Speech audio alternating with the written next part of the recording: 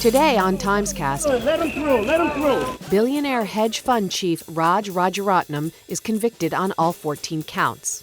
Libyan leader Colonel Muammar el-Qaddafi has been unseen for 12 days since NATO strikes hit his compound and killed his son.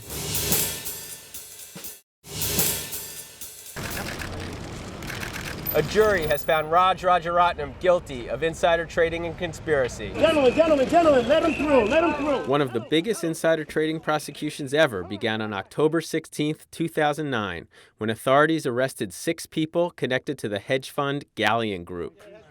The focus of the investigation was Raj Rajaratnam, a billionaire investor who had co-founded the fund. The government charged Mr. Rajaratnam with 14 counts of securities fraud and conspiracy. He pleaded not guilty and took the case to trial.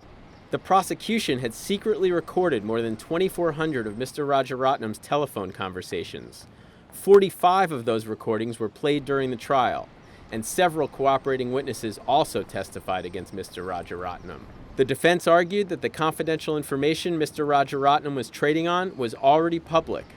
They said that Mr. Rajaratnam's activities were part of a normal part of the mosaic theory of investing, by which an investor collects many disparate pieces of information to gain an investment edge.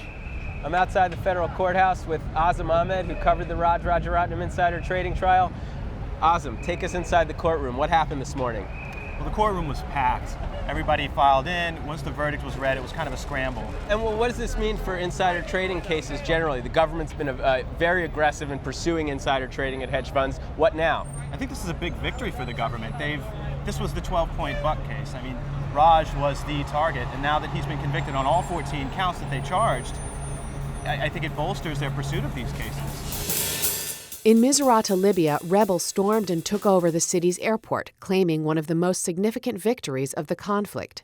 Even as the rebels gain new ground, 150 miles away in Tripoli, Libyan leader Colonel el-Qaddafi remains out of sight. Well, the question being asked all over this town is, where is Colonel Gaddafi? He has not been seen for 12 days now, since the bombing of the leadership compound in which he is supposed to live, that killed, so Libyan officials said, 1 of his 7 sons and 3 of his grandchildren. There were some doubts, at least amongst foreign journalists here, as to the identity of those killed in that NATO bombing. But there was a funeral. It was attended not by Gaddafi himself, but by his son Saif, the most, if you will, media-friendly face, and it's a relative term, of this regime. The continuing absence of Colonel Gaddafi from the television screens is beginning to raise questions. Was he, as they say, lightly injured in that NATO bombing of the compound that killed his son? Was he, as they suggested at the funeral, overwhelmed by grief? Perhaps he was. But at a moment of maximum crisis for his regime, there's no doubt that his continuing absence is a source of some dispiriting and demoralizing impact.